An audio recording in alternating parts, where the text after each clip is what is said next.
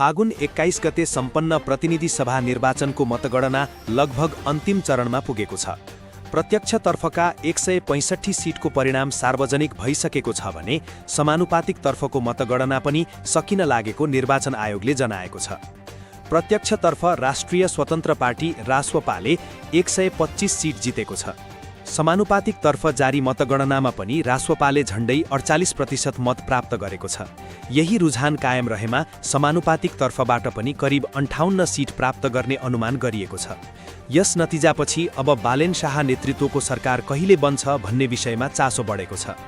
निर्वाचन आयोगका प्रवक्ता नारायण प्रसाद भट्टराईका अनुसार समानुपातिक मतगणना सम्पन्न भएपछि आयोगले प्रतिनिधि सभा निर्वाचन सम्बन्धी पूर्ण प्रतिवेदन राष्ट्रपति रामचन्द्र पौडेल समक्ष पेश गर्नेछ।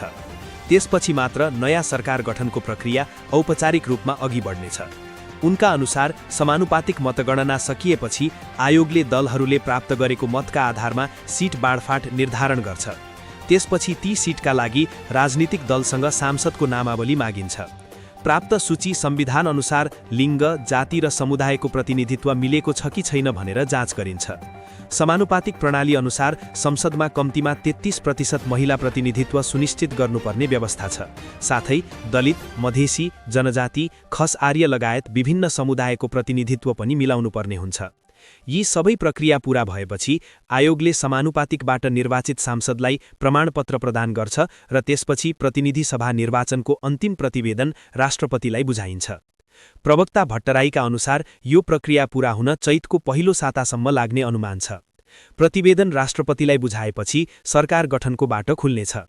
नेपालको संविधानको धारा 76(1) अनुसार प्रतिनिधि सभामा बहुमत प्राप्त दलको संसदीय दलको नेतालाई राष्ट्रपतिले प्रधानमन्त्री नियुक्त गर्ने व्यवस्था छ। त्यसअनुसार रासोपाले आफ्नो संसदीय दलको नेता चयन गर्नुपर्ने हुन्छ।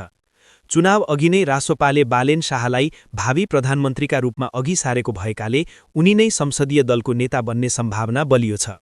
यदि रासोपाले बालेनलाई संसदीय दलको नेता चयन गरेमा राष्ट्रपतिले उनलाई प्रधानमन्त्री नियुक्त गर्नेछन्। निर्वाचन आयोगको प्रक्रिया र रासोपाको आन्तरिक निर्णय अनुसार चैत दोस्रो सातातिर बालेन शाह प्रधानमन्त्री नियुक्त हुने सम्भावना देखिएको छ।